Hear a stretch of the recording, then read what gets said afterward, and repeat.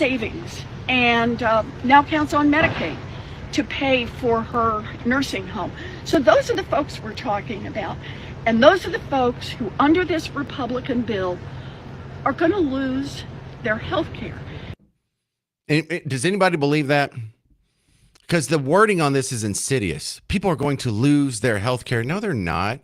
She's conflating the term health care with health care insurance or participation in a government-run socialized health care plan. But you're not going to lose your health care. It's not like if this bill passes, grandma's going to go to the doctor and he's going to be like, I refuse to serve you, madam. You have lost your health care. No, he might get health care. He might give her health care and actually hand her the bill instead of handing you, the taxpayer, the bill. All these other people might be on the hook for their own health care.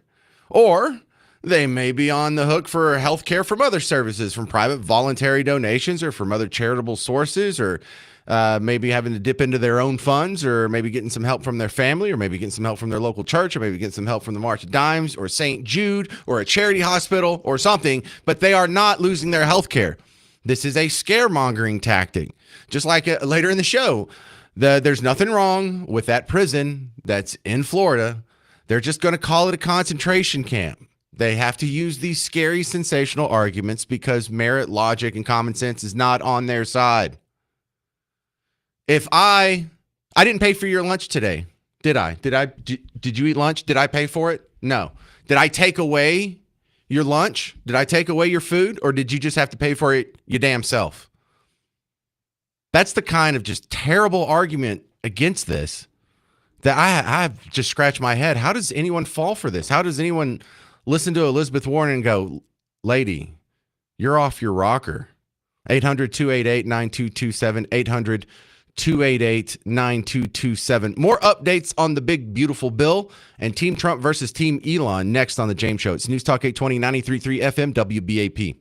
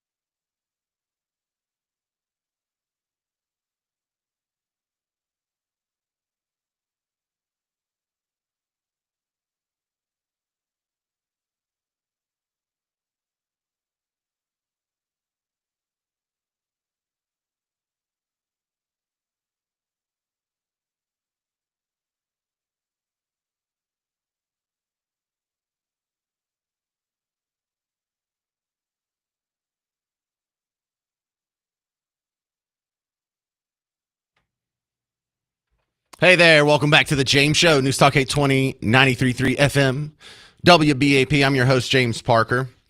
You know, the headlines are interesting because we have one big story that doesn't really affect you and me at all, but it's still interesting, the P. Diddy verdict. And then we have the big, beautiful bill, which affects everybody. And it's funny how both of these have sort of captured our attention. Now in the Diddy trial, the curious part is, you know, if we couldn't get him on anything more than just regular old prostitution charges, because is that even a felony? Is that a misdemeanor? No, it's like the lowest felony there is. But the man, what was all this effort, time and effort, this use of taxpayer funds and resources and investigations and raids and toys and baby oil and all these sketches that were made on a grocery bag just to get a guy on a couple of wrist slapping prostitution charges? Did he tick somebody off in the Illuminati? Is that what happened? Because it kind of sounds like what happened to Epstein. The other one, big, beautiful bill. I think the best argument you can give to me, who I generally don't support the big, beautiful bill because it doesn't cut spending, much less balance the budget. But one of the great arguments for it is the people who are criticizing it that are saying, oh, this cuts too much. I'm like, well, stop it. Now you're making me like it. This is Julie in Saginaw. You're on WBAP. Hey, I've got two things for you on the Diddy stuff. First off, I think that the government overcharged him for a reason. I say overcharged, went for the racketeering because they knew that it would basically let him off, and if he got the lesser charges, then they got the lesser charges. And then second, I think it was Fox that just posted about the jury was pretty much split the night before, and the judge let them go home the night before, and they come back with a guilty verdict. Like, did somebody get to him, buy him off? What really happened? It's all shady because even with the charges that did stick, they're so small that we would all question the amount of resources and effort and attention. Like how many other crimes went unpunished because we were chasing this dude around with all this? Because we have finite law enforcement resources. And for every man hour that was spent on this case, seemed like it was pretty well wasted. So was this just someone's vanity project? And if so, that's a bad look for the criminal justice system. Yeah, I think that was the point, to do it so that he didn't really go to do any real time, if he does any other than a slap on the wrist. So I know. I feel like I'm missing part of the story, Julie. Thank you very much for calling in. This is JW in Plano. You're on WBAP. Go. Hey, so I was thinking about the big, beautiful bill, and I've just been talking about how just awful it is. And you don't even have to get down to the Medicaid cuts or whatever to figure out this is a bad bill. It's going to increase the debt by $3 trillion. And Rand Paul is the only person that makes sense in the whole room when he talks about this. He's been the only person that's been consistent about this. It costs $3 trillion, and that makes it a bad bill right there. And, if this country goes down, it's going to be because of the debt of this country. It's not going to be from enemies within or outside of our borders. It's going to be because of our debt, and we're never going to get it taken care of at this rate. Well, here's keep going down that road because you sound like you're on the same team as me here, JW. And if we do get taken down because of our profligate spending and our debt, what's the number one driver of that debt? The number one driver of the debt as it currently is right now? Yeah. 70% of our federal budget spending is on social programs. Most of that's on Social Security, but you roll in Medicare, Medicaid, food stamps, public housing, all that stuff. That's done at the federal level. That's 70% of all of the spending that we do. You get rid of that. You get rid of the socialism that's embedded in our government, and we're not going to collapse anytime soon. But here's the ugly part. The biggest driver of those social programs, the two biggest ones, Social Security and Medicare. How on earth do we repeal that? Well, here's the thing. You bring up a good point because you are right. Like over 2/3 of it is those safety net programs, but it's wealth redistribution. It's taking money from one person and giving it to another one. Well, yeah, but you can't unravel that. Really, it's hard because it's federally mandated law. Okay, that those mandated programs are to be fully funded. But I bet if you ask every American citizen, every tax-paying American citizen, would you rather just pay just a little bit more taxes right now, maybe just in the short term, to get control of this debt, and then down the road, let's give tax cuts to businesses and everybody or whatever. I bet you any reasonably and responsible person would be like, you know what? Let me pay just a little bit more taxes right now, and let's get this debt under control. We don't need the tax cuts right now. I say, don't do the tax cuts. Don't take the revenue away. Let's pay the debt down. Deal with the social programs. Later. No. Let me tell you why I disagree with that, JW. Because the Tax Cut and Jobs Act passed at the very end of 2017. So if we let that expire, the tax rates will go back to where they were in 2017, and pretty much all the way back to the sort of Bill Clinton-ish. Wouldn't that be fair? The similar tax rate from the 90s up until about 10 years ago? The debt was going up. The debt was going up then. When we had higher tax rates, we still had the debt going up. We still had the deficit going up. We still had overspending. We had $1 trillion deficit in 2009 from the Obamacare porculus bill, and that's when tax rates were higher. I don't think we need just slightly higher taxes. It has to be spending cuts. Period. Point blank. End of story. We're already so far over our skis right now that I fear it's not. I fear it's not reversible. Where are the spending cuts in this bill then? There's not. It increases spending. In fact, the deficit goes up $270 billion next year. Exactly. So if you leave the revenue in place, that's going to offset that. But the biggest thing that makes this thing upside down is taking away all the revenue. That's the big driver of this bill, and that's what Rand Paul is talking about. Now, Rand, he likes this thing. Look, I think we're too far up on the Laffer curve where when we cut taxes from the Obama rate to what Trump did in 2017, revenue still went up. Lower tax rates can result in more revenue because you get more economic growth. And are you familiar with the Laffer curve? You know, Art Laffer and his little model that shows increased tax rates don't necessarily bring in more revenue. Yeah, well, they need to go back to the table and work on it because just the top overview price tag of this thing, it can't work. Well, I like the conversation that you and I are having here versus what Elizabeth Warren was saying, like, well, your neighbor that got hit by a bus, he's going to die. Okay. So the Republicans keep working on this bill and it keeps changing. And it keeps getting worse. So the latest, based on what they've done, is that about 17 million people will lose their access to health care. And just so everybody understands about this, who we're talking about your cousin's baby that was born and ran up $1 million in medical debts before the little one even made it home the first time. We're talking about your neighbor who got hit by a bus. Such an extreme scenario. Like that's the norm on who gets money from you for Medicare and Medicaid. Yeah, your neighbor that got hit by a bus, $1 million for a NICU baby. I got it. Great call, JW in Plano. 800-288-9227. 800-288-9227. Coming up next, we'll address some other criticisms of the big, beautiful bill and talk about the internecine split between Team Elon and Team Trump on The James Show. It's News Talk 820 and 93.3 FM WBAP.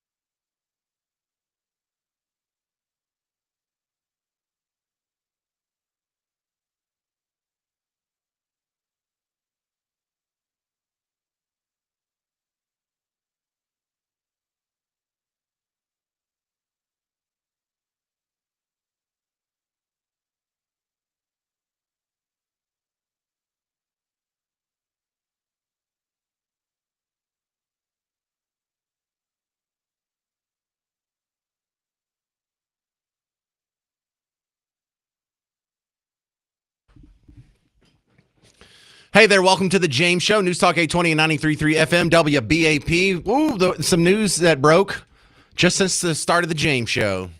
Thomas Massie has come out and said that he has 10 fellow Republicans in the House that will vote against the reconciliation package here on the big, beautiful bill, meaning if he's right, he could stop the big, beautiful bill. Now you may say, well, didn't it already pass the House and the Senate? Well, yeah, but they passed two different versions. So they have what's called a conference committee where they come in and they put together sort of a mishmash of the two bills. And then they only need a simple 50% majority in both of the houses. You don't have to worry about a filibuster or anything happening in the Senate to pass. And, you know, in the House, it's just assumed that if you had the 50% of the votes to pass it the first time, then whatever comes out of the conference committee usually sails right through. But there have been so many big changes where they took out things that you and I thought were important. And I guess there's been enough changes that Tom Massie's been able to slip off 10 House Republican members to vote no on the big, beautiful bill.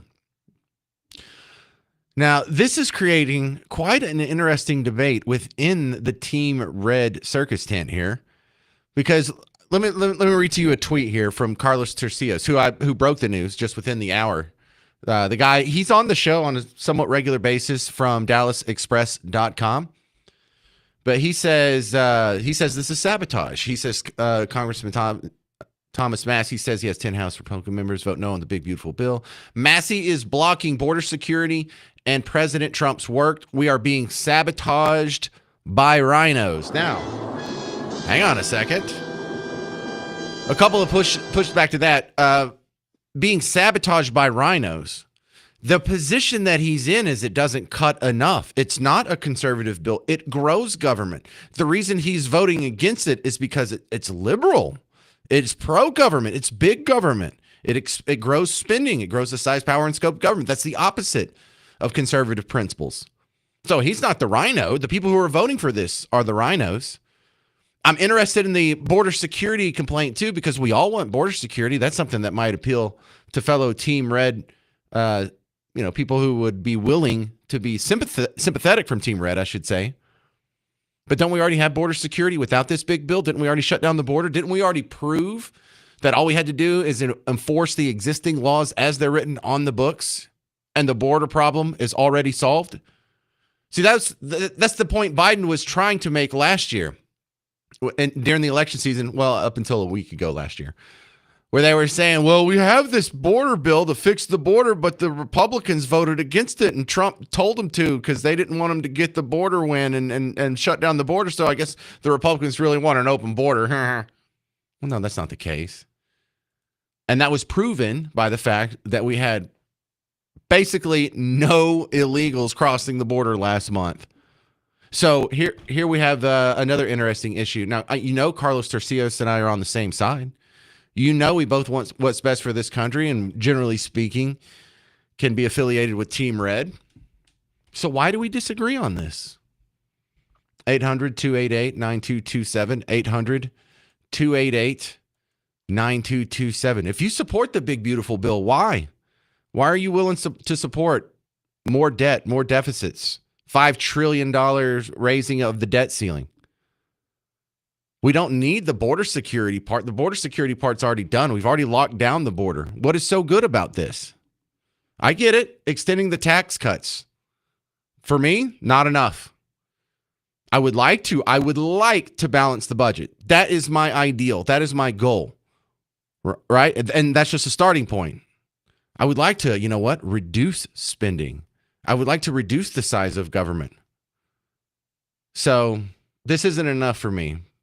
And I don't know where this is going to go, but this is a super interesting wrinkle in the turn of events that's happening around the big, beautiful bill. Congressman Thomas Massie has announced that he has 10 House Republican members who will vote no on the big, beautiful bill. Who's more Republican? The people that want to grow government or the people that are wanting to cut government? Which one's really the rhino? 800-288-9227. I guess what I'm really asking, are you on Team Elon? Are you on Team Massie? Or are you on Team Trump? Coming up next on the James Show, the hyperbolic criticism of alligator Alcatraz has me just absolutely rolling on the floor laughing. Really? It's the Holocaust? You went that far? So I made a fun little montage. We'll all get a good giggle out of it next on The James Show. 800-288-9227. 800-288-9227. I'm James Parker. It's News Talk 820 and 93.3 FM WBAP.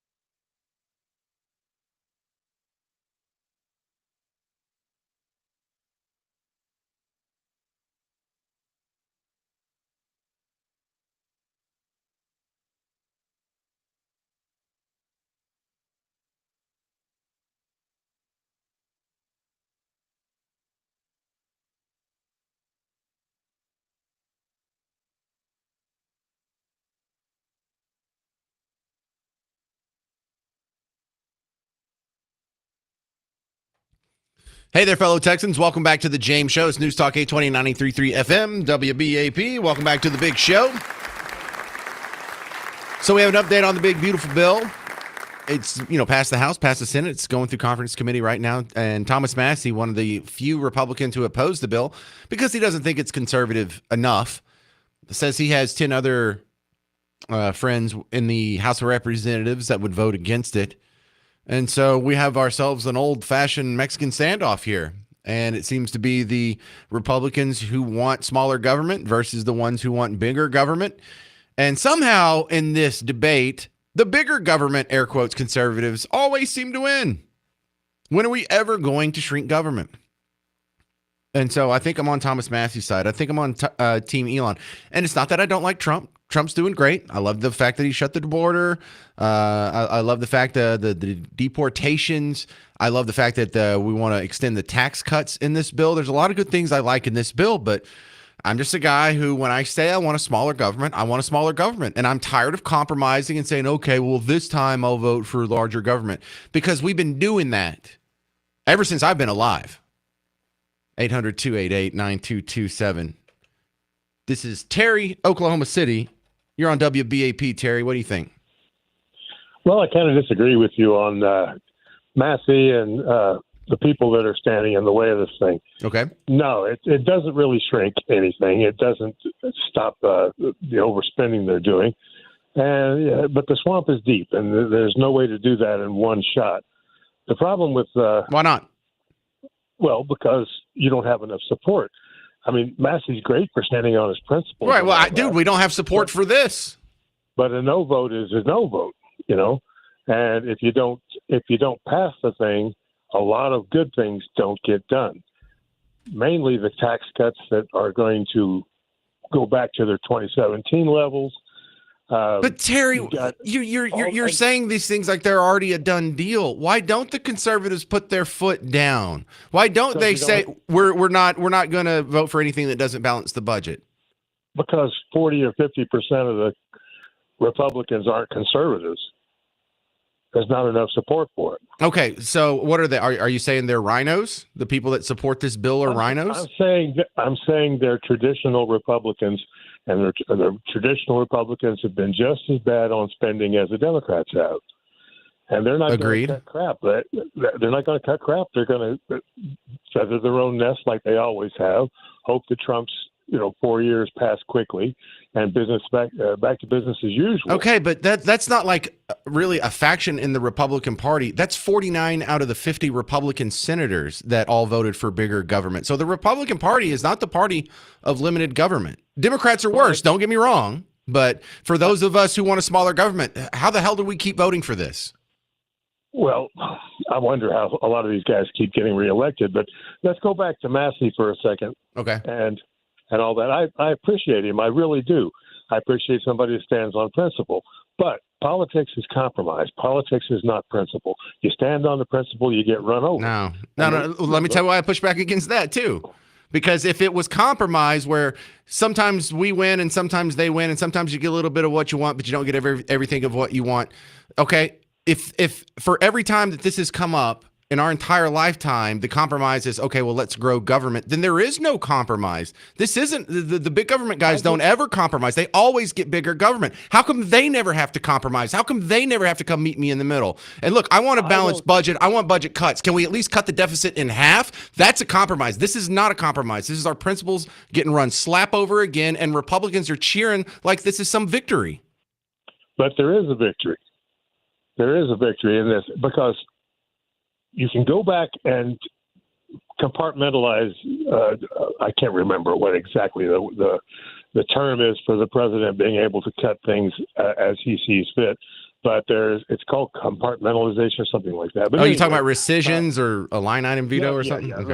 Yeah, okay. He can do rescissions. That's the word I was looking for. But let me go back to your point on the border already being secured.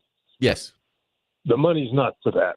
The money is to deport people. We need 10,000 more agents, and we need people on the street deporting people, because you can't do it with the number we have now. We're only getting 1,500 a day tops. Yeah. So And it's gonna, when they're coming in at 20,000 a day for 4 years, it's not going to be, it's going to be 100 years before you get them out at 1,500 a day. So we have to have more people. We have to have more border enforcement of that nature of the ICE deportation team, not the border security. The military's done a great job down there, and so as Texas DPS and all those guys.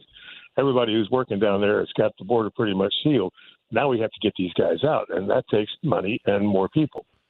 okay, but that's not what all this spending is. Like $175 billion of it is for a new Golden Dome. Like, how about we balance our budget before we start new projects? Like, how do people act like that's a major national security threat? Does anyone else have a Golden Dome besides Israel? Is that why the Soviet Union fell, because they didn't have a Golden Dome? Or did they fall because they spent so much more money than they took in? They had rampant inflation and their economy collapsed because of it. That's what happens to Argentina like every 25 years. That's what happened in Venezuela in the 2010s.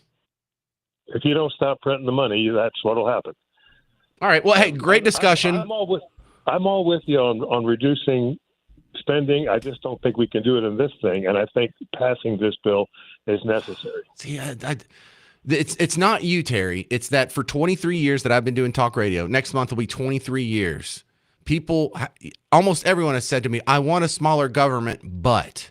And if all of those people would just stand on their damn principle and actually demand a smaller government, we'd get a smaller government. The only reason we don't is because they can grow government and people like you still vote for them.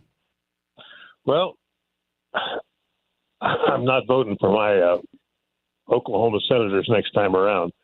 I'm hoping that we get some people that believe in smaller government who will run, and I'll vote for those guys. Well, Terry, you're a great caller. I'm sorry I was taking out some of my frustration on you because you're just kind of the avatar for the people that I've been debating this with for 2 decades now.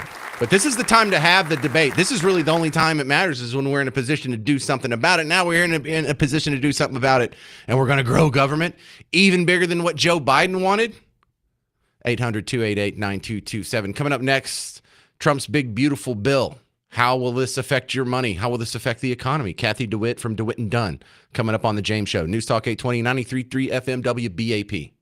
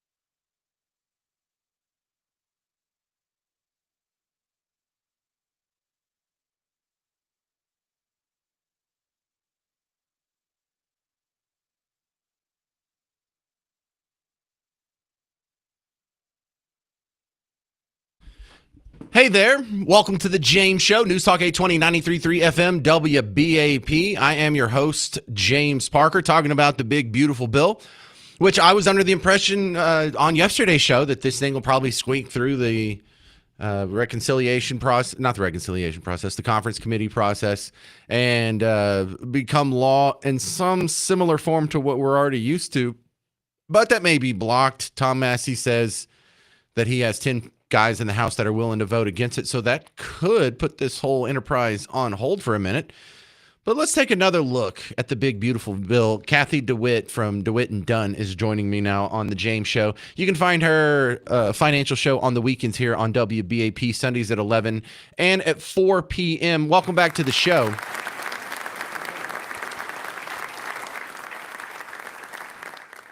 I know. I assumed it would go through because, you know, one of the most popular parts of this bill that both sides of the Team Elon and Team Trump battle that we both like is extending the Tax Cut and Jobs Act of 2017, which doesn't really change our tax rates. It just prevents them from going up.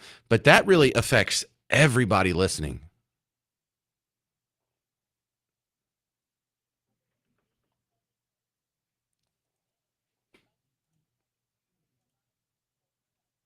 I'm not reading all that, Kathy.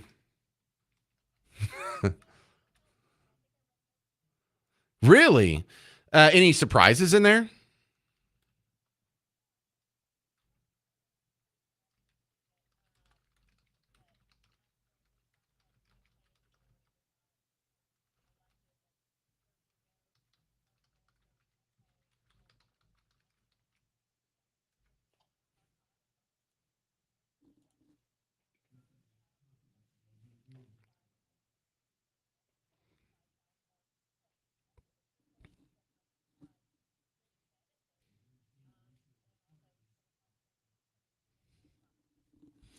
Well, Kathy DeWitt, let me play a quick segment here from Milton Friedman. This is a 30-second soundbite, but I'm trying to get the average person to understand that while I like the tax cuts being extended, it's the inflation, it's the overspending, it's the debt, the deficit, and the inflation of the money supply that concerned me because if we have a 5% tax cut, but 10% inflation, we're taking one step forward and two steps back. But I want to play this for everybody and then get your reaction to it, Kathy. The real tax on the American people is what government spends. If the federal government spends $450 billion and only raises $400 billion in taxes, who do you suppose who pays that other $50 billion? Do you suppose the tooth fairy does? Inflation is, from this point of view, a form of taxation. If government spends more than it takes in, it has to meet the difference, either by printing money or by borrowing from the public at large. Kathy DeWitt, DeWitt and Dunn, your response.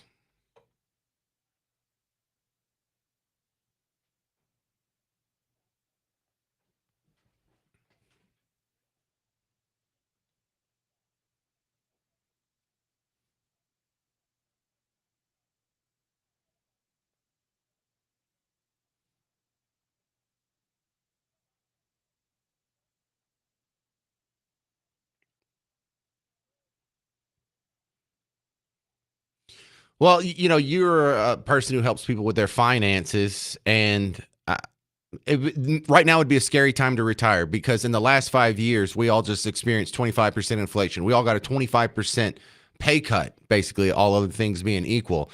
And if you retire right now and you get another round of this in the next 5 years, you will have lost half of your spending power in a decade. And how do you retire under those circumstances?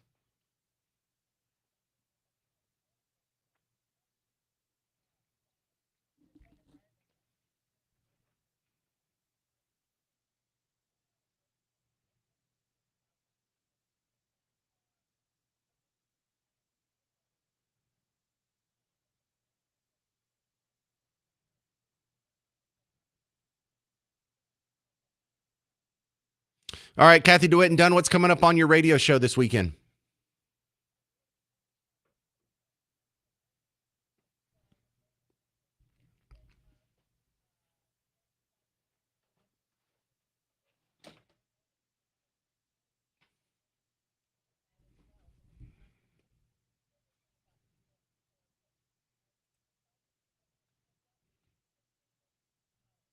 Yeah, I remember for almost a decade there, your return, whether it was your savings account or an annuity or even getting a mortgage, the interest rates were just dog water. They were nothing.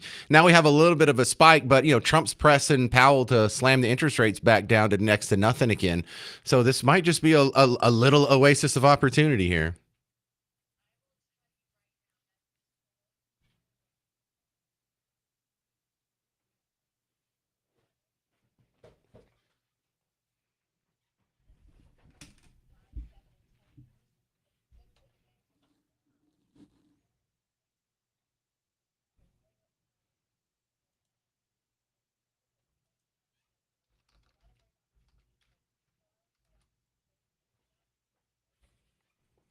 Yeah, it sounds like a song somewhere. But Kathy DeWitt from DeWitt and Dunn. You can find her financial services at DeWittandDunn.com.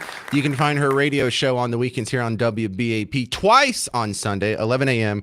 and 5 p.m. For more info on that, WBAP.com. That's easy enough. All right.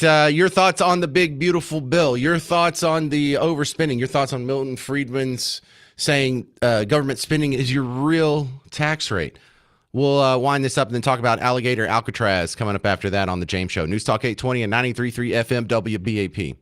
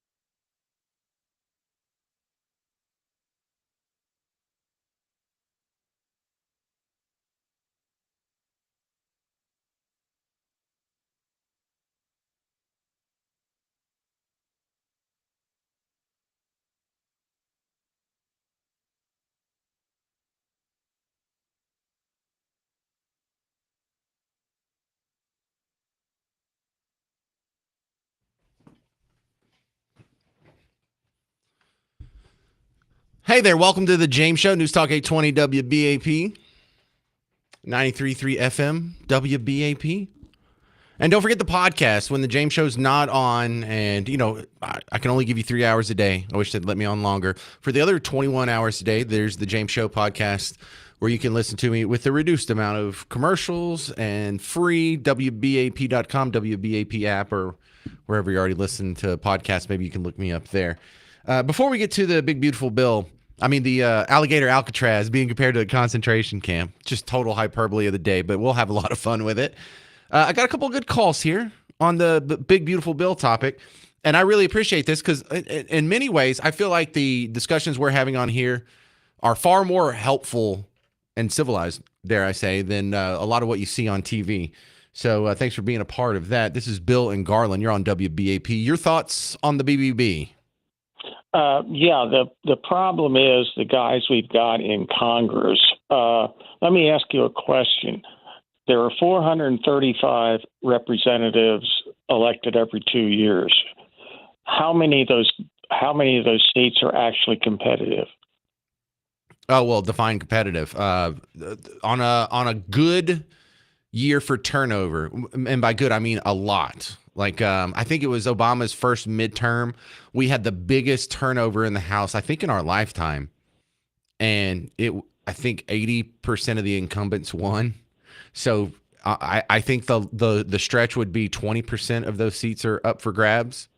10 to 20%. So we're voting on 10%, which is 400 or 443 and 86. Well, no, let me back you up there. That's what. But the problem isn't that we only get a chance to flip 20 seats. The solution there is the primary process. We gotta knock out some of the incumbents in the primary process, and we've never taken that serious. Well, that's the problem, though.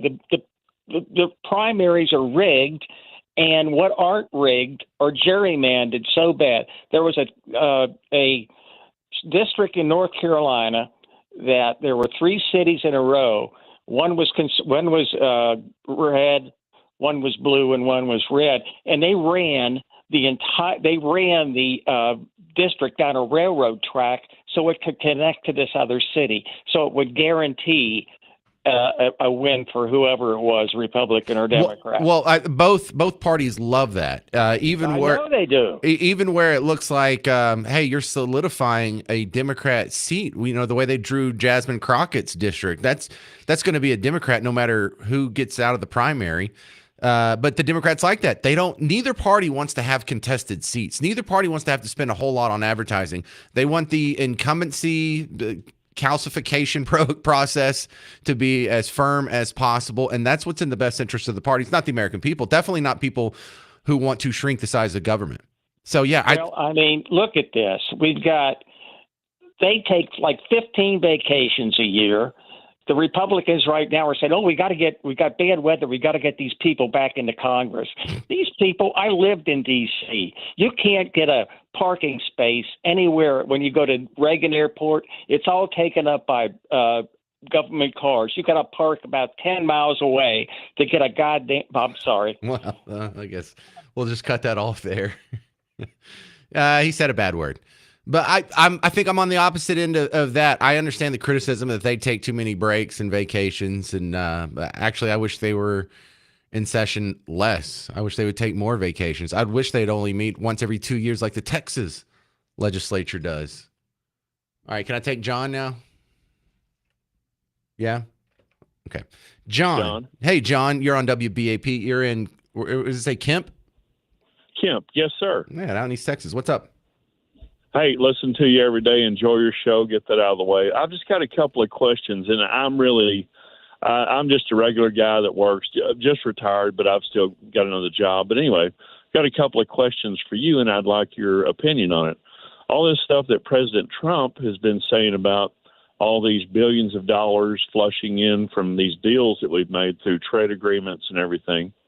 And do you think that will impact this big, beautiful bill as far as the not lowering or not balancing our budget? Do you think that'll affect it any? All these companies supposedly coming back in all the money that's supposed to be flooding in right now? Will that help cover this in any way?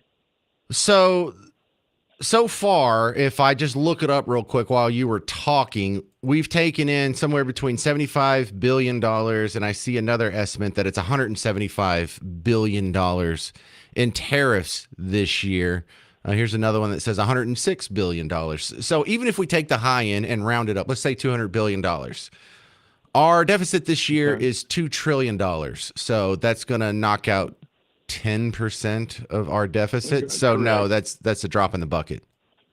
Do you think any of the other things that they supposedly having coming down the road in the next 2 or 3 years, is that not going to help any? I'm just asking. I really don't know. Well, I can't predict the future, but I can tell you that I've heard all these exact same promises for over 2 decades, where we'll just make a compromise for this time and we'll get some of the wins that we want. And in the meantime, we just have to grow government, but we'll get to it in the future, and the future never comes. So either you put your foot down on growing government, or government's going to grow. Right. Correct. Okay. Well, I appreciate your input, and thank you. And I listen to your show every day, and I love you, man. Well, thank you very much. That's super kind. I know my answers were not helpful at all, but it's just sort of the wall that I've been banging my head against. As someone who wants to see a smaller government, this has not been an enjoyable process. Watching every single one of these compromises result in big government, and then people say, well, you just got to compromise, James. How come they never have to compromise? How come government growing never gets compromised? All right, coming up next. My favorite hyperbole, Alligator Alcatraz is a concentration camp. I made a montage just for you. I couldn't find a montage out there, so I made this for you today. And I just watch this and I smile so much. Listen to how much these people torment themselves with their own fantasy, their own hyperbole fan fiction. On a tour of the concentration camp that he's building in Florida. This looks like a concentration camp. A large concentration of folks deemed undesirable by the government put in a camp. What looks like an internment camp. This is a environmentally destructive and spiritually poisonous prison camp. This is like being in apartheid South Africa in the 1980s. It will just be torture. Where is our humanity? It is a concentration camp.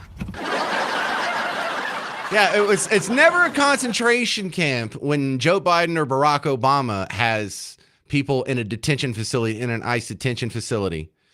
Wasn't that the damnedest thing when AOC went down here in Texas to some ICE camp? She was wearing all white. She brought a photographer with her where she was acting all forlorn and just so sad about the plight of immigrant children being put up in such inhumane conditions. Now, she was actually staring at a mostly empty parking lot and wasn't allowed in to actually see that until later, but it didn't matter. We got the photo op. She didn't care. No one cared that Barack Obama had built that facility and kept people there.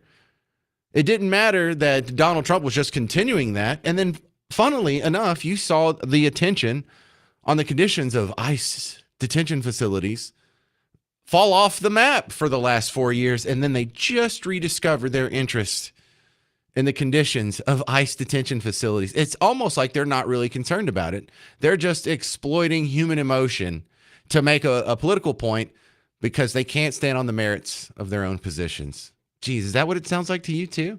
800-288-9227, 800-288-9227. More people talking about Alligator Alcatraz coming up next on The James Show. It's News Talk 820, 93.3 FM, WBAP.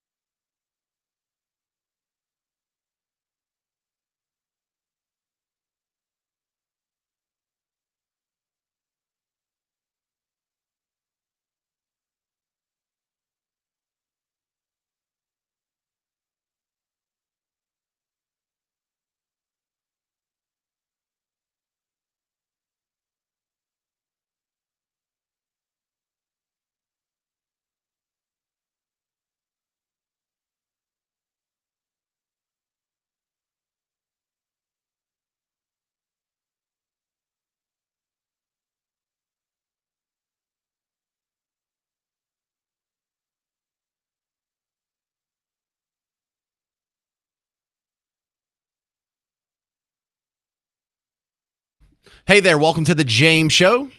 You're listening to News Talk 820 and 93.3 FM, WBAP.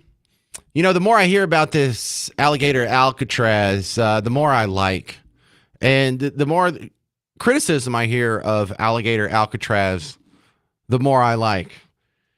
Check this out. MSNBC last night was talking to some state senator from Florida who was acting like this is a concentration camp. This is literally a Holocaust.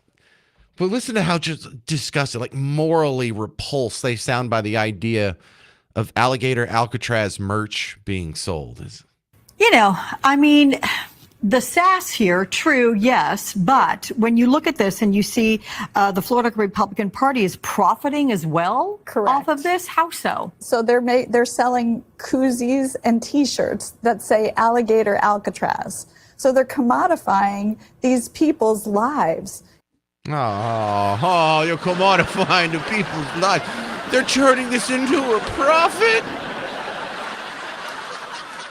Like we didn't just go through a month of your ideology's merch being flashed in front of our face. Like you guys don't sell T-shirts. Like you guys don't ever have some sort of catchy woke slogan on a shirt. Really? I see you guys wearing the shirts at your rallies. I see you guys all get matching shirts when you go into like a city hall public meeting, or I see you all wearing your little T-shirts when you go and interrupt some congressional hearing and y'all got to get taken out one by one because you start shouting the people down at the microphone. Yeah. Oh, that's so awful. They're making alligator Alcatraz merch. Yeah, that sounds funny. Actually, that sounds pretty cute. I kind of want one now. I looked at the design. I could do a better design. I'm thinking about making some alligator Alcatraz merch. And what's wrong with profit? I don't know. These people, they make themselves miserable, I think. And I don't know. Do they enjoy making themselves miserable? The peak of alligator Alcatraz hyperbole is when people call it a concentration camp. You might as well put an Auschwitz sign in front of it. Oh, stop it. Here's former MSNBC anchor Joy Reid, who still has her own little show somewhere, doing the concentration camp bit, and it's delicious. And I will note that, we tried to forget about him, but Ron DeSantis is still governor of Florida. He took the Comfy Couch hosts on a tour of the concentration camp that he's building in Florida in order to round up brown people, and throw them in a camp because he doesn't want them in Florida. Surprise, surprise, the economy of Florida is going to be severely harmed by rounding up brown people who, by the way, all over this country, Latinos are afraid to go to work. Anybody who is perceived or looks Latino is afraid to go to work. No, I they're know not. people who are not Latino, but they're brown, and so they look Latino to the naked eye, if you don't know any better, who are walking around with their passports. And even if you're not actually taken into custody, imagine being a brown person in this country right now, where you can't even walk the streets without fear of being tackled by random people with masks on. That's who we are now. This is like being in apartheid South Africa in the 1980s. What level of fan fiction dystopian fantasy is she living in? Yeah, that's what's happening. We're just throwing brown people in concentration camps for sport. That's why we're doing it. We're not concerned with enforcing our immigration laws. No, we just love violating human rights, and we just stop it. It's so ridiculous. Like, you're not embarrassed to say that? Go find someone. There's probably a handful of Holocaust survivors still left. I interviewed one back in 2006 or something like that. And I don't think he would agree that alligator Alcatraz is a concentration camp. I don't think he'll agree that a place that has, air conditioning and clean water and whatnot. Now, it'd be terrible if you sold Auschwitz T-shirts, but alligator Alcatraz, you need to calm down. Well, these people say it, the thought leaders say it, the mindless automatons, the sheep out there, the people that don't think for themselves, they believe this. They think they're literally fighting Hitler. It's ruining their mental health. Their anxiety levels are through the roof. Here's a girl complaining about the concentration camp, alligator Alcatraz. I will be in jail if I see somebody wearing an alligator Alcatraz shirt or any type of merch. What? It is a concentration camp. And using that language matters. It is a concentration camp, and we're acting like it's an amusement park. It's disgusting. No, it's a detention facility. It looks kind of normal to me. In fact, when they go on the inside, it looks a lot like the detention camps that Obama set up in Texas, the one where AOC went and cried. It looks like the inside of that. Yeah, it's like a big pavilion with a concrete floor, and there's chain link fences that sort of delineate people's rooms or cells or whatever you want to call them. And they have just a standard cot for a bed, and it's not luxurious living, but it's well lit, it's safe. It has air conditioning. It's I don't want to say it's nice, but you didn't have any concern. You weren't calling these concentration camps 6 months ago. You weren't calling them concentration camps. Now all of a sudden they're concentration camps. What changed? Detaining people? What about Delaney Hall in New Jersey? Any congressman go visit it before Trump got in power? No, not even last year. You just got concerned about it now? Well, if that's the case, if the timing is that stark, if it's an issue when Trump's in power, but not when Obama or Biden's in power, then it's an issue when Trump's in power again, then you don't really care about the condition of the detention facilities. You're exploiting perceived human suffering. You're lying, exaggerating human suffering to make a political point. Now, why are you doing that? Because it works on a lot of people. Worked on this girl who just said she's going to go to jail if she sees someone in an alligator Alcatraz t-shirt. That's a really dumb reason to go to jail. That is not logical. That is not rational. You are not helping the cause. You are now making yourself into a crazy person who is doing illogical things. Why? Because you need to stop listening to the people on TV. You need to stop listening to the people that were wrong about Hunter Biden's laptop, the people that were wrong about the origin of the coronavirus, the people that were wrong about whether or not that boxer was a dude. They're wrong about this too. You need to stop listening to them. You're driving yourselves crazy. And if you don't know any MAGA people or people from Team Red, guess what? We're not all secretly Nazis who think concentration camps for brown people are a good idea. Maybe we just want to enforce our immigration law. How crazy is that? 800-288-9227. 800-288-9227. Coming up next, this Mamdani guy that won the Democrat primary to be the next mayor of New York City hasn't won it yet. But he released a video that is so weird and so creepy dishonest that you've got to hear it. That's coming up next on The James Show. News Talk 820 and 93.3 FM, WBAP.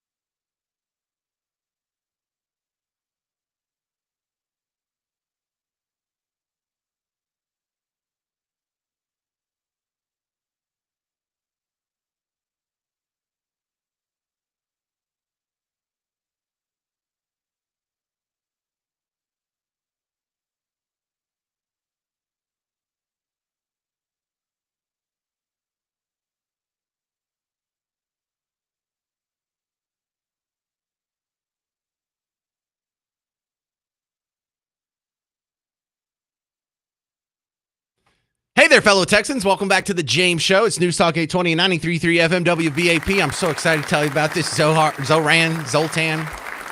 What's his name? Mamdani. What was the guy that the machine in the movie Big? Wasn't that Zoltan or Zortan or something like that?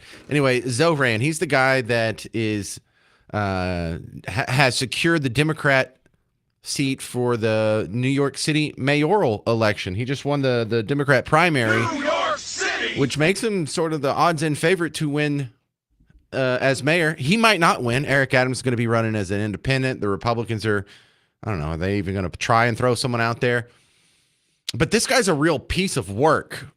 On the policy front, there's a lot to make fun of already. He's a member of the Democrat Socialists of America, and he says he's a socialist and all the fun things that go along with that.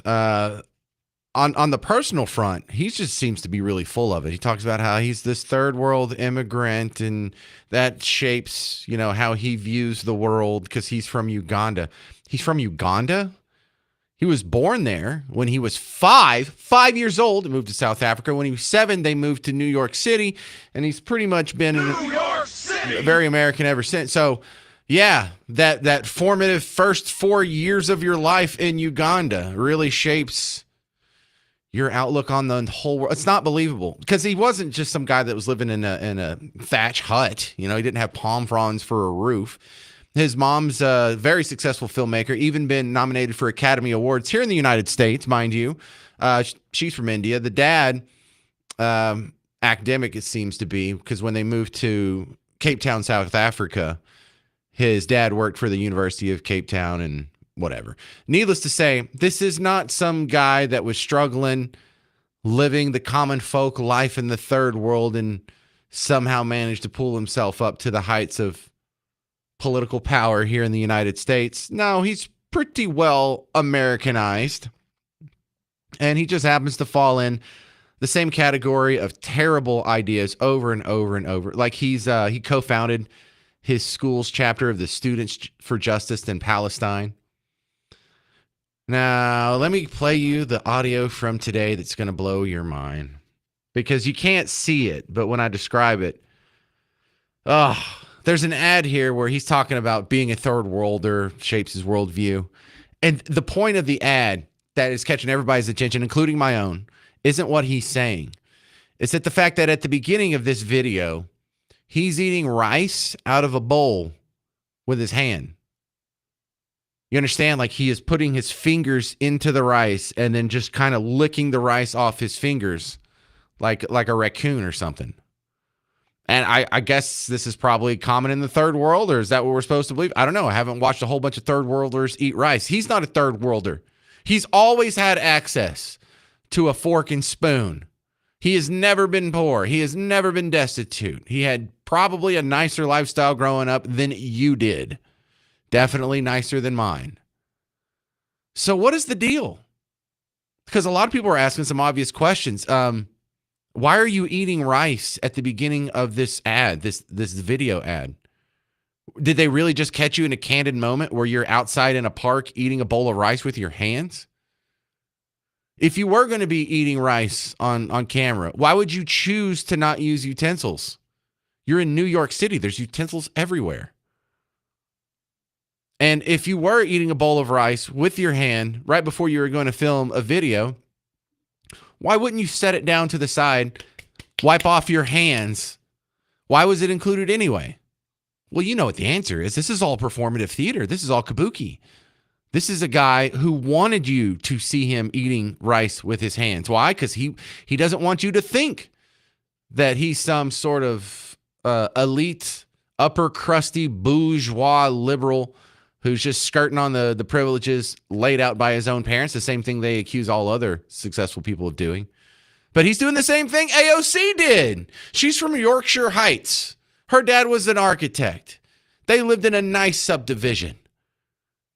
She went to nice private schools. He went to nice private schools. He went to a private school that cost $66,000 a year. Did you?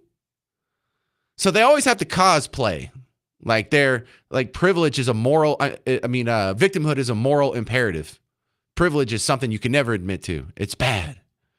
So she pretends like, yeah, I'm just from the Bronx. That we have her on tape like 10 times saying, yeah, I'm just a girl from the Bronx. I'll eat a guy from Queens like Trump for lunch. Shut up. You're from Yorkshire Heights. But this is another guy. This is another one of those. Why are you so ashamed of being from a successful background? No, I'm just a sorry little third worlder.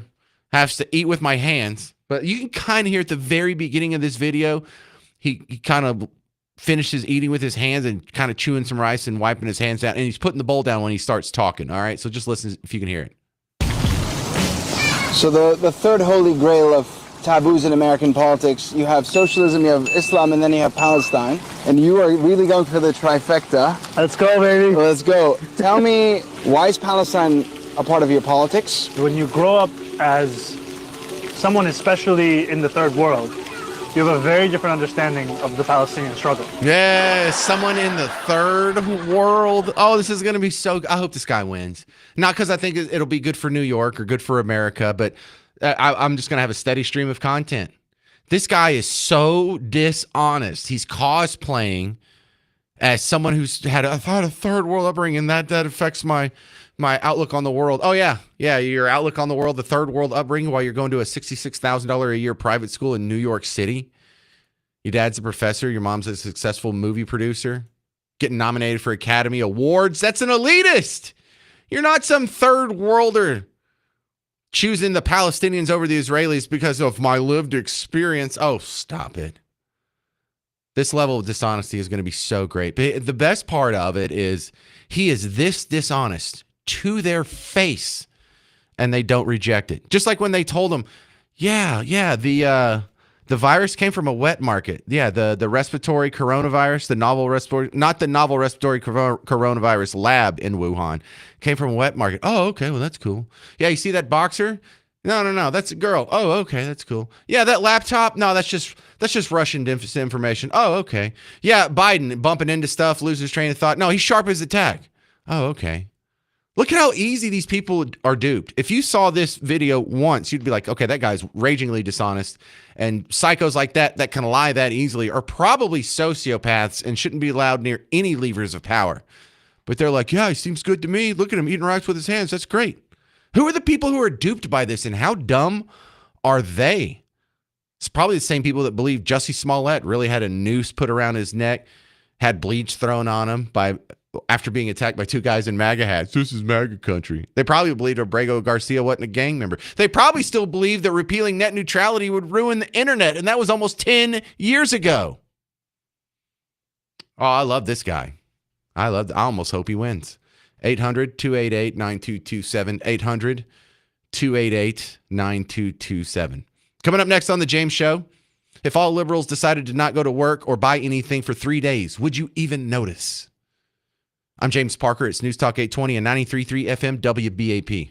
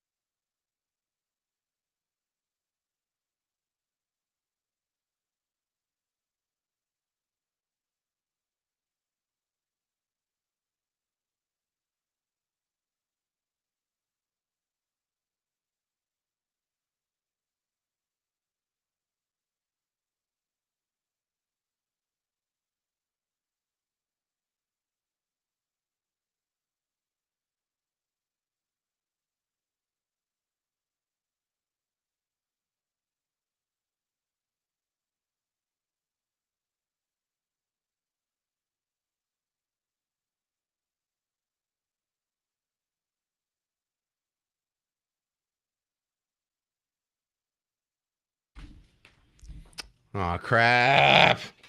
You're not going to like this story. It's the James Show, News Talk 820, 93.3 FM WBAP. I'm your host, James Parker. Remember how before the show started, Garrett, I said we have to reschedule a guest from today for tomorrow because we were afraid something was going to come out today? Garrett, it came out. You saw it too? Oh, damn it. Well, get ready for another summer of love, y'all. This is the battle scene from Braveheart, but this is probably going to be coming to a downtown near you. Damn it, I don't even want to tell this story. Carmelo Anthony, Austin Metcalf. That's the case, right? Well, the dad, Jeff Metcalf's been going around on other people's shows. He keeps being invited on people's, TikTok streams or Instagram shows or YouTube shows or whatever. Everyone has a show these days. And he was getting hammered on this one. It looks like a TikTok with a whole bunch of black activists on it. And they were taking the racial angle and saying really horrible things. And he broke and he called someone the N-word. He called him. That's it. That's it.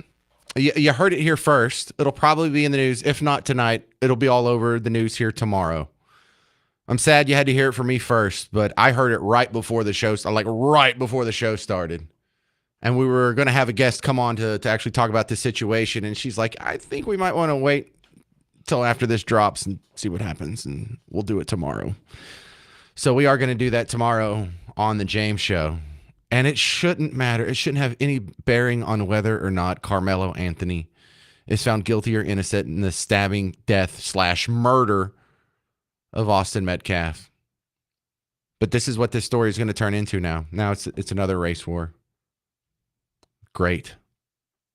I don't even want to pull the audio for you. This is terrible.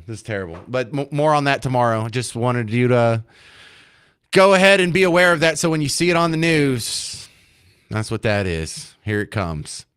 All right. My next story I was going to do before I found out the bad news over here on social media. Have you heard of the People's Sick Day? If you go to the peoplessickday.com, it's a new thing that they're going to try out. By them, I mean the people who love protesting every other weekend.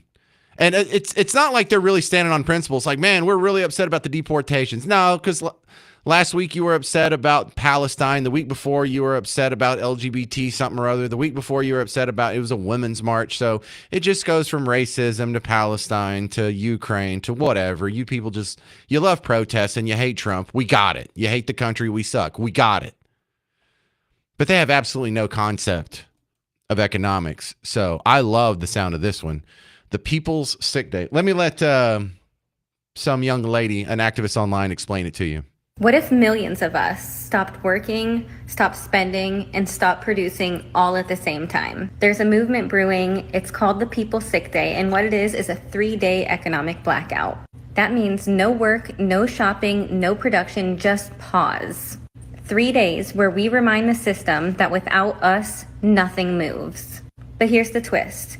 We're not giving out the dates until 48 hours before because we don't want to give the corporations time to plan and stop us from having this happen. Because let's be honest, if they knew what we were planning, they'd shut it down before it even started. This isn't a protest. This is a strategic disruption to the machine that feeds off of our hard work and labor. If you want to be a part of it, go to thepeoplessickday.com, join the Discord, and join the movement. This is how we stand up against what is happening in our country. We need to shut it down. We need to shut it down. So go to thepeoplessickday.com, sign up for the Discord, and you can get more information there. Yeah, all of society's going to shut down if the lefty activist Trump haters stay home for a couple days. Really? That is okay. Look, one of the most team red genres of professions out there is engineers. So if right-wingers decided to stay home for 3 days and all of us decided we're not going to go to work for 3 days, we're not going to spend any money, we're not going to do anything for 3 days, you know what would happen? Your electricity would probably get turned off. The water utilities would probably cease to. In fact, all your utilities would probably cease. You wouldn't have a whole lot of doctors left. You wouldn't have a whole lot of carpenters and people who build things and farmers. What were they not going to feed their hogs for 3 days? No. It's right wingers that can't take 3 days off. Left wingers can take 3 days off. What are we going to miss? A bunch of academics, a bunch of news anchors, a bunch of newspaper writers, a bunch of people who are in theater or musicians or actors and actresses. Y'all could take 3 days off and no one would starve. No one would lose electricity.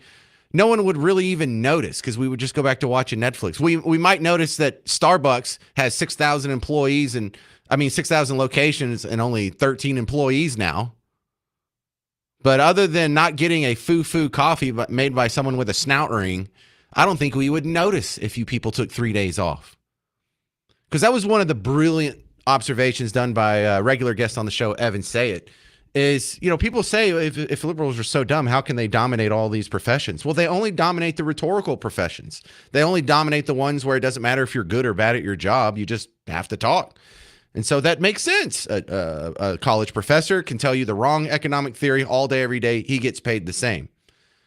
The engineer who is pouring the concrete to build the bridge, if he gets it wrong, the bridge collapses. People die. Same thing with doctors. Same thing with so many of these other professions. It just goes down the road. Think of all the professions that people who love big government, the team blue, that they dominate. Politics, rhetorical job. TV news anchor, it's a rhetorical industry. All these other people who are in the media lying to you all day, every day, they can get it wrong. They still get paid the same. But just go down the list. Actor, actress, any of them, politician, all rhetorical. Lady, we wouldn't miss a beat if you guys all stayed home. But yeah, go ahead and try that out. The People Sick Day. I went to thepeoplesickday.com. I signed up for their Facebook group. I'm going to join their Discord server. I'll let you know if I find out when this is going to happen, because we're all going to get a good laugh. In Iceland earlier this year, I saw, this can't be true. It's a nation of like 700,000 people, and something like 300,000 women decided they were going to strike one day, and the electricity didn't turn off. There was no discernible bump in their economy, and they all stayed home for a day. Yeah, go ahead and try it. Go ahead and try it. See how that works. 800-288-9227. If all liberals decided not work or buy anything for a few days, would you even notice? We'll continue that next. 800-288-9227. I'm James Parker on News Talk 820 and 93.3 FM WBAP.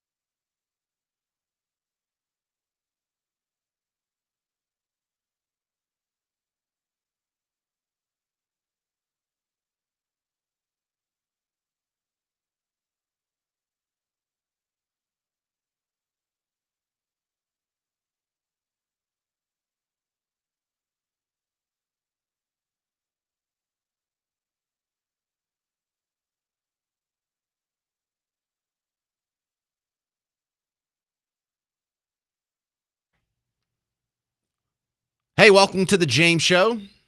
I'm James Parker, News Talk 820, 93.3 FM WBAP. You know, it had been a great show up until about 20 minutes ago.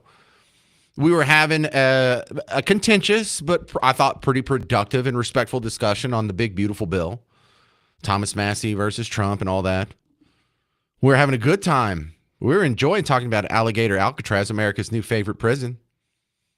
Whether or not it's a concentration camp and how these people are silly. We're making fun of this new, the people's, what was it called again? The peoplesickday.com, where a bunch of liberal activists are going to take 3 days off if they don't go to work or spend anything.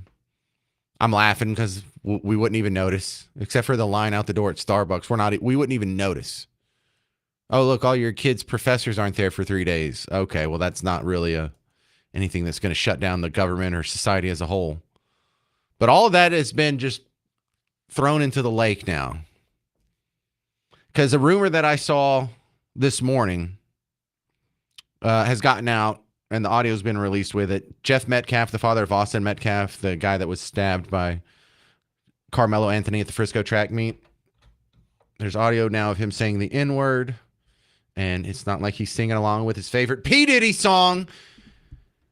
He was on some show where these people were black activists and pretty much celebrating the death of his son to his face. And he got fed up with it and he called him the N-word. So guess what? That's all this is going to be about from here on out. That is it. 800-288-9227. Joe, Plano, you're on WBAP.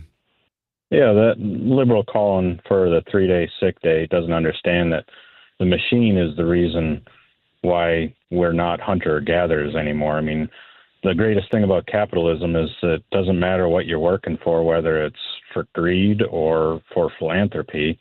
It works. It makes the system works. You know, if I need a roof put on my house, I don't care what the reason is why someone is roofing my house. I just care that it gets done. The machine is the reason why she can live in a society like this. So that was one of my comments. I had another comment about that Jeff Metcalf. I was thinking one day about police that tend to have racist tendencies. You know, you throw someone in a neighborhood that's all one race and it's a crime-ridden neighborhood, eventually someone who's not racist is going to become racist. And I was thinking the same thing with that Jeff Metcalf, that he was thrown into this area where a bunch of people were being very racist towards him, and then your natural defense is to push back with the same racism.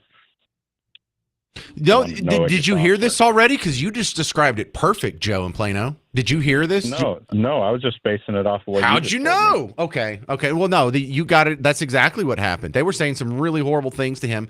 And look, after because that live feed was shut down right after that happened, and then she fired it back up a few minutes later and said, I got what I wanted. I did that on purpose. I drew it out of him because I knew he was inherently racist, and so all I had to do was press him until his natural racism came out. And so now this puts a lot of people in a tough position. Well, not me and you, but this puts a lot of black people who were sympathetic to the Austin Metcalf cause, even if they didn't change any factors or facts about the stabbing at hand. They're going to be pressured themselves in their own head, but also by their community and the people around them to have to go along with this narrative that he's just the worst guy ever and his son probably deserved it and we need to free Carmelo Anthony. And it's just ugly because this gets in the way. Notice that he was bullied into that. And, you know, you get someone pissed off enough, eventually they're going to cave. Unless you got to be very strong to not cave to that kind of pressure. Think about the tornado of emotions this guy has going on inside of him when he's talking to people who are celebrating the stabbing death of his son to his face. Well, digitally to his face in a live stream in a conversation with him. They weren't in the same room. But I mean, I get upset just hearing what they were saying about him, and that's not my son. So I don't know. He's really dumb to put himself in that situation to begin with, but this is going to change the story in a way that it will never be recovered. And my concern is we're about to have another summer of love. We now have a predicate, an excuse for riots and burning and property destruction. And, you know, I don't know, somebody's going to get some free Air Force Ones out of the deal, I'm sure. It's an excuse. That's all it is. Agreed. Very disappointing Thank stuff, you. though, but you're absolutely right. This is Joe in Plano. Round of applause for Joe. What a terrible situation. Just God awful. Coming up next, another terrible situation here. A teacher from Allen ISD Elementary School has been indicted for sexual contact with students. But if you've been keeping up with Texas Scorecard, this is the 5th sex crime charge in that one school district in the past calendar year. We have ourselves a big problem, and I am shocked at how little attention this gets. Aaron Anderson from Texas Scorecard's coming on next on The James Show. It's News Talk 820 and 93.3 FM WBAP.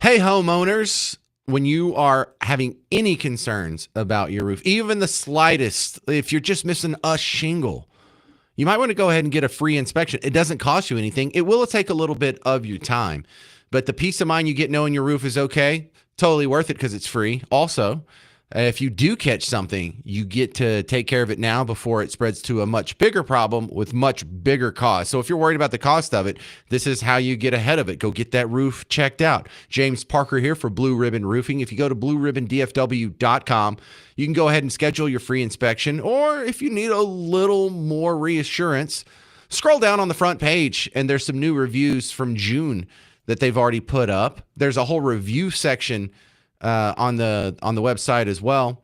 But look, a lot of them are really short. This is from Cody on June 3rd. First class service, installation, and maintenance. That's it. That was the whole review. 5 stars. There you go. Here's another review from blueribbondfw.com. This is from Luis. He says, we buy houses, and Blue Ribbon Roofing has done several roofing jobs for our investment group. Always great communication and great work. So don't just trust me. Don't just trust the handsome fella on the radio. Go check out the 5-star reviews for yourself. Get the free inspection, and you'll see these guys come in. They're professional. They're quick. They clean up after themselves, and they're going to be in business for years to come if you need any more help in the future. They've already been doing it for 31 years, family-owned business. John, Tish, and Trevor. Give them a call right now. Go to blueribbondfw.com. blueribbondfw.com.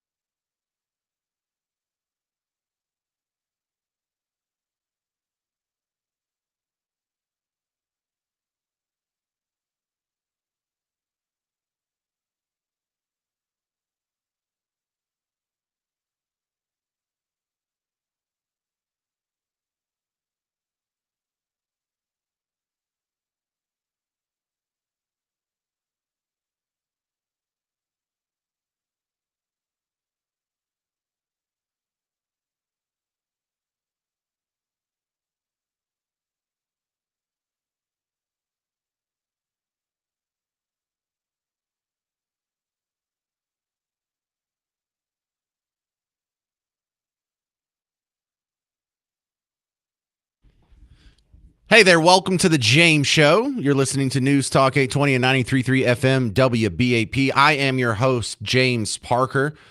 Joining me from the TexasScorecard.com, Aaron Anderson. Welcome back to the James Show. Although it's not for a very good reason here.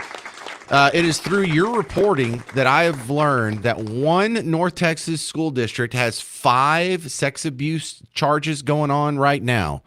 What is happening in Allen ISD, Aaron?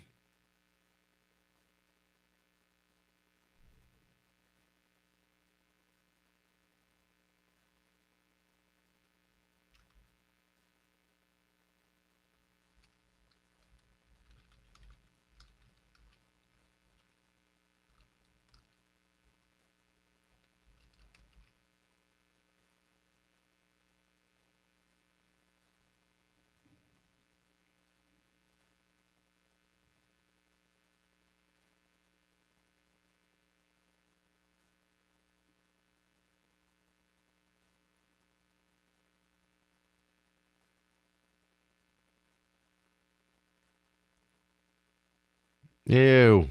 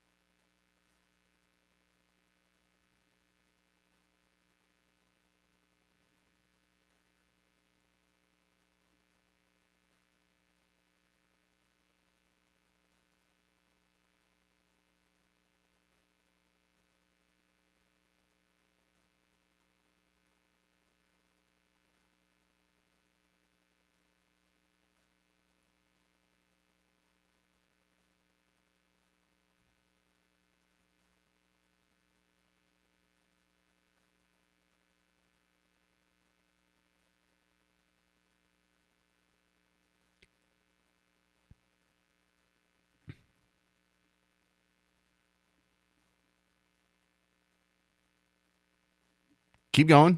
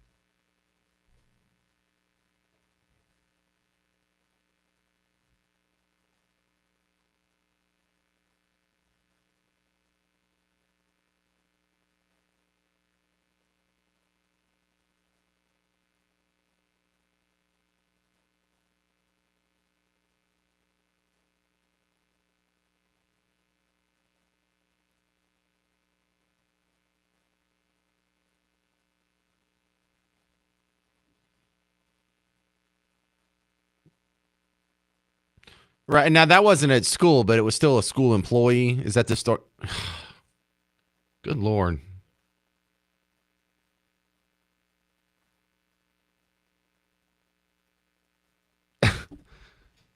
Here's the deal. Like, what are we supposed to do, though?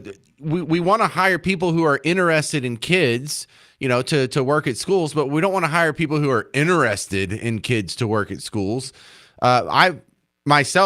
That sounds like the bane of my existence, having to hang out with 11-year-olds all day. Like, I would be perfect to work at a school. You don't have to worry about me having any interest in them. But, I mean, don't we have some sort of process to filter these people out, Aaron? Where are we going wrong?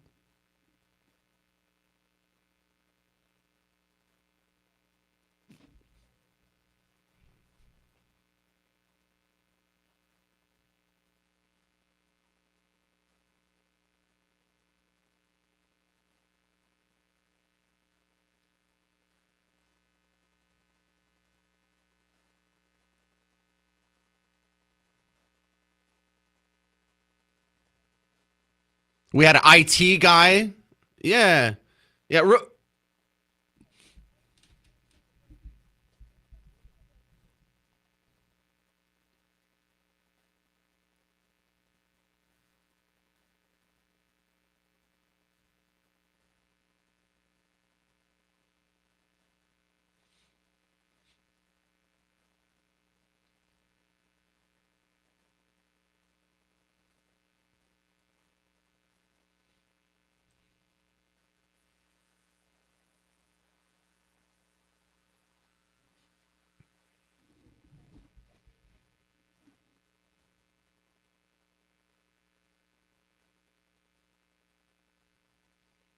Right. And the administration doesn't want to.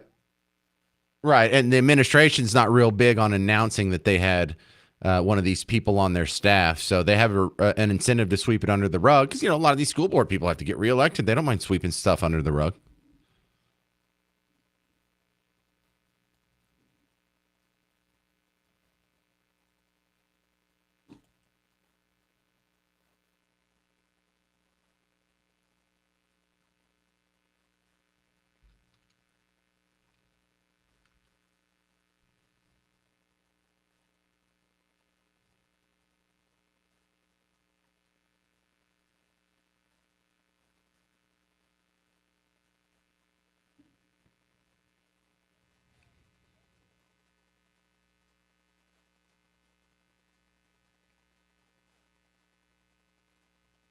Mm-hmm.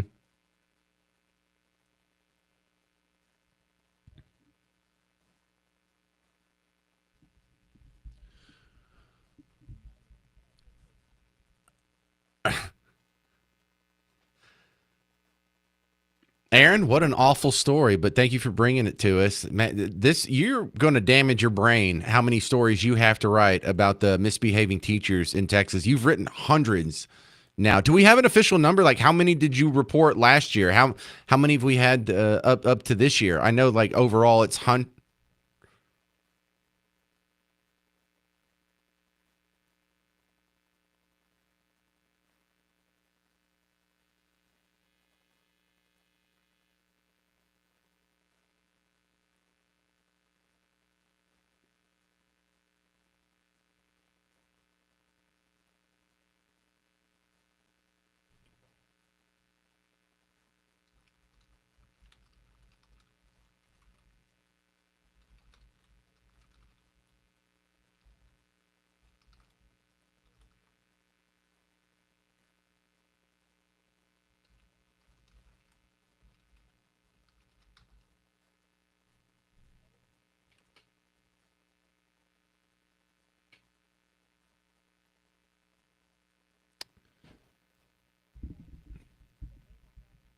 right.